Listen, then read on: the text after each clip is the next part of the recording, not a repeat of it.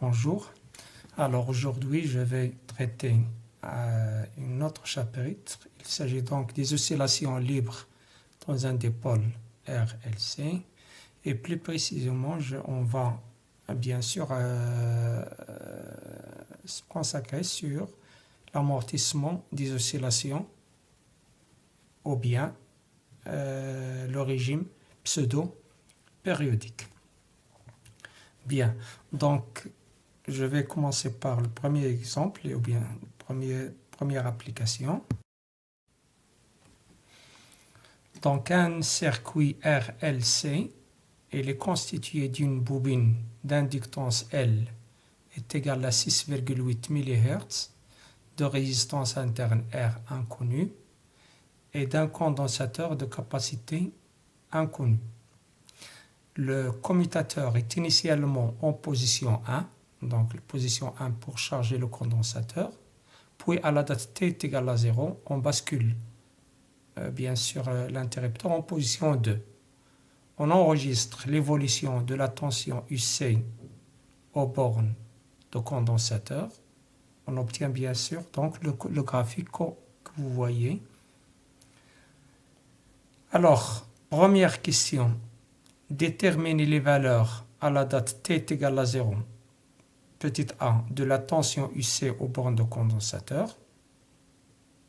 Deuxième question, B, de l'intensité I du courant, toujours à la date t est égale à 0.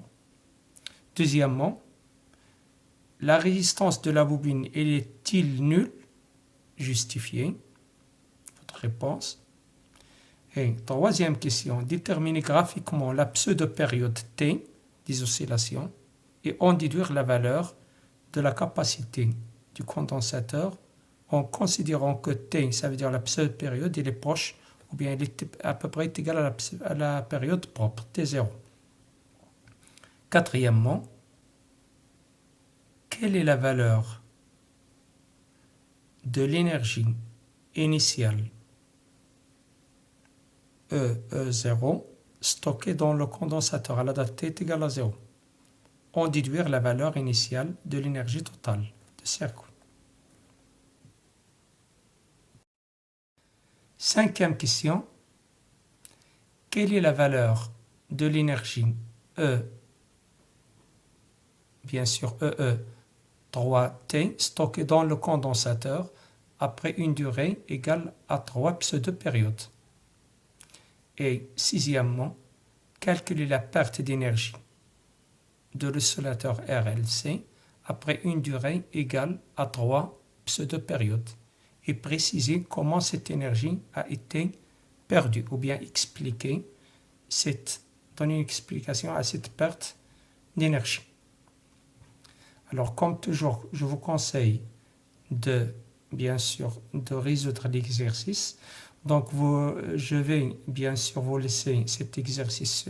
Je vais vous laisser un lien où vous pouvez télécharger l'exercice. Donc, avant de voir la solution. Donc, maintenant, on commence donc la correction. Donc, commençons d'abord par la première question.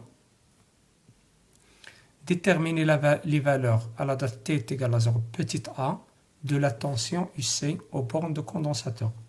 Donc, petit a. Donc, bien sûr, vous voyez sur le graphe AT est égal à 0. UC est égal à Umax, comme vous voyez ici. T est égal à 0, là voilà, T est égal à 0. À cette date, T, UC, il est maximal. Donc, cette valeur est égale à combien? Est égale à 5 volts, tout simplement. Maintenant, B. Question B. Alors, question B, on vous demande de déterminer à T est égal à 0 la valeur de I. Ça veut dire du courant. Donc, on sait que, comme on a déjà démontré, le dipôle RC, que I est égal à dq sur dt. Et comme q est égal à c fois uc, donc est égal aussi à c fois uc, ça veut dire, puisque c'est les constantes, est égal à duc sur dt. Or, à t est égal à 0, comme on a déjà dit la question A, uc est égal à u max. Il est maximal. Et on sait que en mathématiques, une fonction, lorsqu'une fonction elle est extrémum, la dérivée elle est nulle. Donc duc sur dt est égal à 0. Car ici vous voyez que elle est extrémum, donc la dérivée il est maximum, ici il est maximum, donc sa dérivée il est nulle. D'où I qui est égal à c duc sur dt, elle est nulle. Donc, à t est égal à 0, uc il est maximal et le courant il est nul. Deuxième question. La résistance de la bobine est-elle nulle? Justifié. Alors, supposons que la résistance elle est nulle. Donc, si la résistance elle est nulle, on n'aura pas une perte d'énergie. Et donc, la valeur ou bien l'amplitude des oscillations sera constante. Il sera invariable. Or, d'après la courbe que vous voyez ici, l'amplitude, elle diminue. Donc, l'amplitude des oscillations décroît. L'amplitude des oscillations décroît. Donc, les oscillations sont amorties.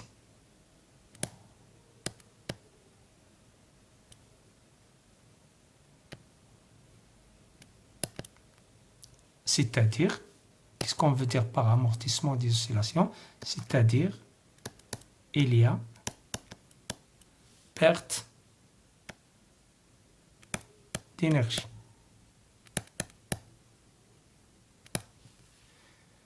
Par effet Joule.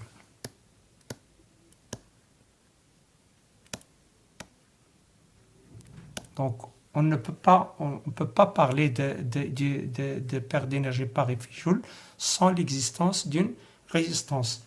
Donc, petit r, la résistance de la bobine, elle est différente de 0.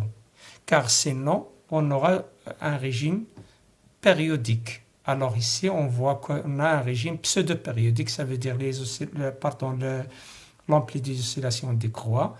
Donc, obligatoirement, il y a une résistance dans le circuit. Et dans ce cas, il s'agit de la résistance interne de la bobine. Bien. Troisièmement, déterminer graphiquement la pseudo-période des oscillations et en déduire la valeur de la capacité de condensateur en considérant que t est égal à t0. Alors, qu'est-ce qu'on veut dire par la pseudo-période? Tout simplement, c'est la durée qui sépare deux extrémums. Donc voilà la pseudo-période ici. Dans ce cas, la pseudo-période, c'est cette durée, ou bien celle-là. Ou bien celle-là, elle est constante.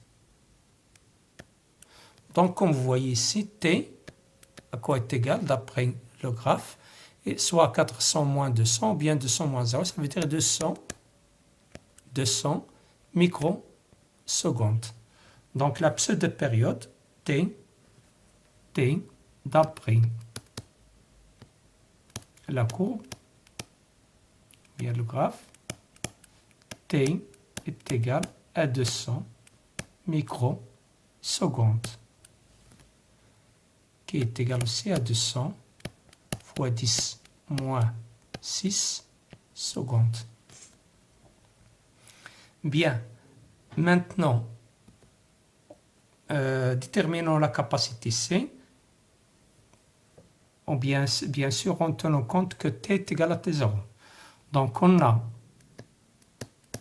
T est égal à T0, or T0 est égal à 2pi racine LC. Bien sûr, nous verrons cette expression, nous allons bien sûr établir cette expression dans les exemples qui suivent, ou bien l'exemple 2, ou bien l'exemple 3 que nous allons traiter. Alors, T0 est égal à 2pi sur T0, 2pi racine LC, donc T est égal à 2pi racine LC. Cela implique que T carré est égal à 4pi carré fois LC, d'où C est égal à T carré sur 4pi carré fois L. Application numérique, C égale T carré, ça veut dire 200 au carré, 10 moins 6 au carré, ça veut dire 10 moins 12, sur 4 pi carré, ça veut dire c'est à peu près égal à 10, 4 fois 10, fois L. L, d'après les données, c'est 6,8 millihenry. Ça veut dire moins 10, 10 à la puissance moins 3. Alors, qui est égal à donc 4 fois 10 à la puissance 2 au carré, ça veut dire 10 à la puissance 4 fois 10 moins 12 sur 4 fois 6,8. 10 moins 3 fois 10, c'est 10 moins 2. Donc, ça va donner combien? 4, on simplifie par 4. 10 à la puissance 4, 10 moins 2, c'est 10 à la puissance moins 8. Moins 2, c'est 10 à la puissance moins 6. Donc, tout calcul fait, on trouvera donc 0,147 fois 10 moins 6 farad. Ou bien 147 nanofarad.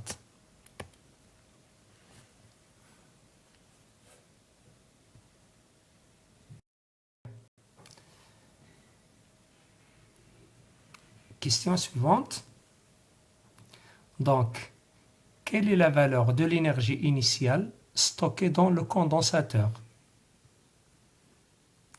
Alors, d'abord, il faut donner l'expression de l'énergie électrostatique stockée dans le condensateur. Donc, on sait que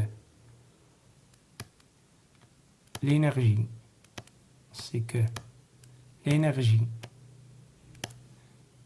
électrostatique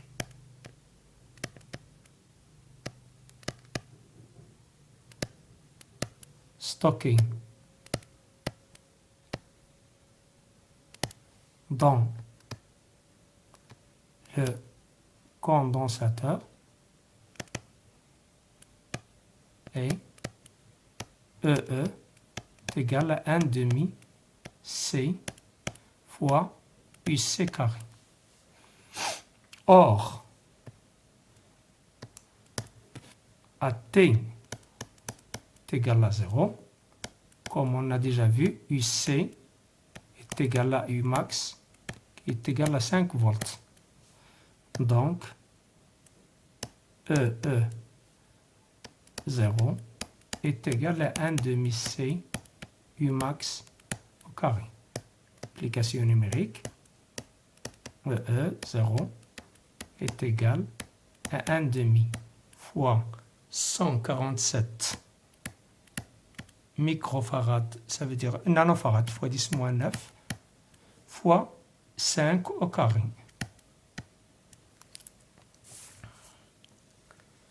Bien, donc tout calcul fait, on arrive donc à 1,83 fois 10 moins 6 joules. Alors, en déduire la valeur initiale de l'énergie totale du circuit. Donc, l'énergie totale du circuit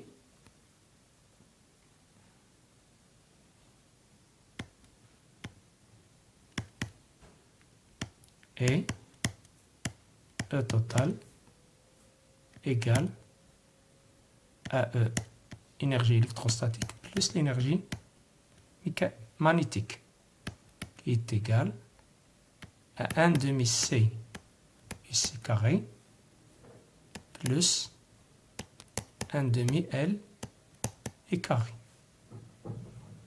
Or, à T est égal à 0, on a UC est égal à U max et I, comme on a déjà démontré que I est égal à 0, donc E total 0 est égal à 1 demi C U max au carré. Application numérique, E total, car n est plus 0, E total 0 est égal à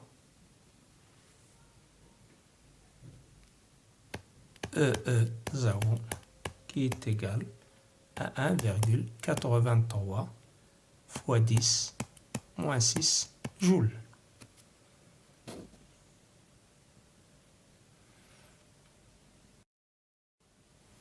Cinquième question. Quelle est la valeur de l'énergie E 3T ou bien l'énergie électrostatique stockée dans le condensateur à une date qui est égale à 3 pseudo-périodes? Bien, alors 3 pseudo-périodes, voilà T, voilà 2T, et voilà donc 3T. Donc à T est égal à 3 pseudo-périodes, vous voyez ici que UC est à peu près égal à 2,5. UC est égal à 2,5. Donc, on a, comme on a déjà dit, 1 EE est égal à 1 demi C UC carré. Donc, AT est égal à 3T EE 3T. Ça veut dire à la date 3 pseudo-périodes est égal à 1 demi C fois UC à la date 3T au carré. Donc, AT est égal à 3T, UC il est maximal, aussi il est extrémum, mais la valeur de U max, il a diminué. Donc AT est égal à 0, on a dit que c'est égal à 5, mais à 3T, donc puisque l'amplitude décroît, donc la tension, ou bien U max devient 2,5. Donc de même pour l'énergie. Donc on aura donc application numérique. Or, AT est égal à 3T, UC est égal à 2,5 volts.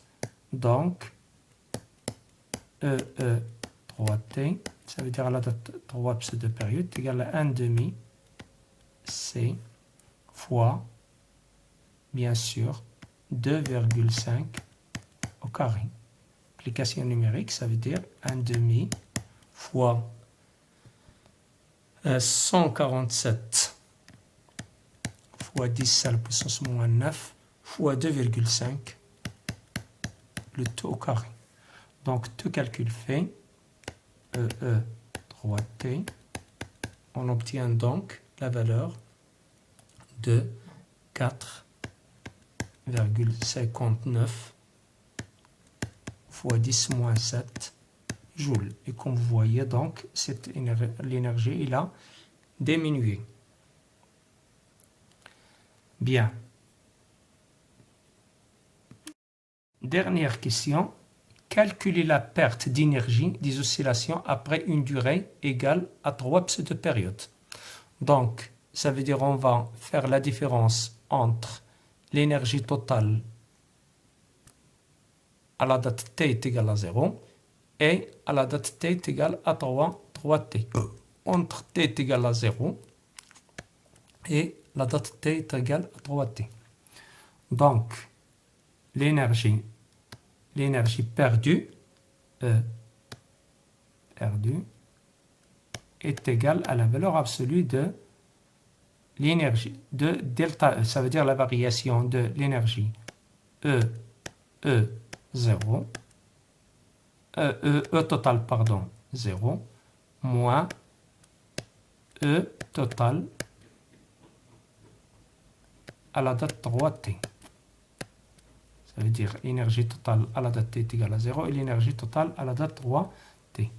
Or, l'énergie totale à la date t est égale à 0, donc on l'a déjà calculé, on a calculé cette énergie, est égale à combien? Est égale à l'énergie stockée dans le condensateur à la date t est égale à 0, plus l'énergie magnétique qui est nulle, donc qui est égale à 1,83 fois 10 moins 6 joules. Maintenant, à t est égal à 3t. Même chose, on a UC. UC, il est extrémum, comme vous voyez ici. Il est extrémum. UC est égal à Umax, qui est égal à combien? Est égal à 2,5 volts. Donc, cela implique que DUC, puisque UC est l'extrémum, DUC sur DT est égal à 0. Donc, cela implique que I est égal à 0. D'où E, l'énergie totale, à la date 3t, qui est égale à 1 demi C Umax au carré, plus 1 demi L I au carré, I à la date 3t, qui est égal à 0. Donc l'énergie, lorsque l'énergie de condensateur elle est extrêmement, bien sûr, l'énergie de la stockée dans la bobine, elle est minimale et la valeur minimale d'une valeur positive, c'est 0. Donc, on aura donc, puisque I est égal à 0, donc cette énergie est égale à 1 demi C fois Umax au carré. Avec Umax, c'est 2,5. Donc, en calculant cette valeur, donc on aura donc application numérique, E total à la date 3t est égal à 1 demi fois 147 fois 10 moins 9 fois 2,5 au carré. C'est déjà calculé. Qu'est-ce qu'on a trouvé? On a trouvé 4,59 fois 10 moins 7 joules. D'où la variation de l'énergie E0 moins E3t, ça veut dire l'énergie perdue. Donc l'énergie perdue est égale à 1,83 fois 10 moins 6 moins 4,59 fois 10 moins 7, qui est égal à 18,3 moins 4,59 fois 10 moins 7. Donc, tout calcul fait, on trouve 13,71 fois 10 moins 7 joules. Alors, à quoi il est dû cette perte d'énergie? Bien sûr, à la présence, donc cette perte d'énergie, ou bien cette énergie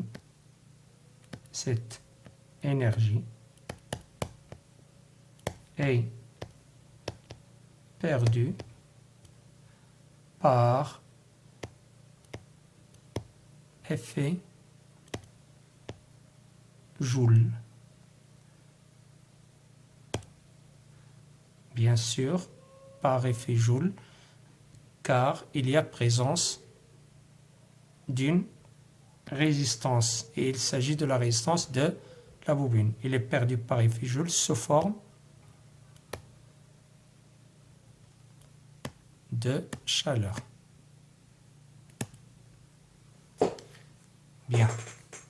Merci donc pour votre attention et à la prochaine vidéo, Inch'Allah.